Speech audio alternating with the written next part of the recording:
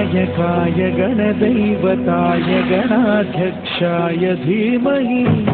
गुणशरीराय गुणमण्डिताय गुणेशानाय धीमहि गुणातीताय गुणाधीशाय गुणप्रविष्टाय धीमहि एकदन्ताय वक्रतुण्डाय गौरीतनयाय धीमहि गजेशानाय भालचन्द्राय श्रीगणेशाय धीमहि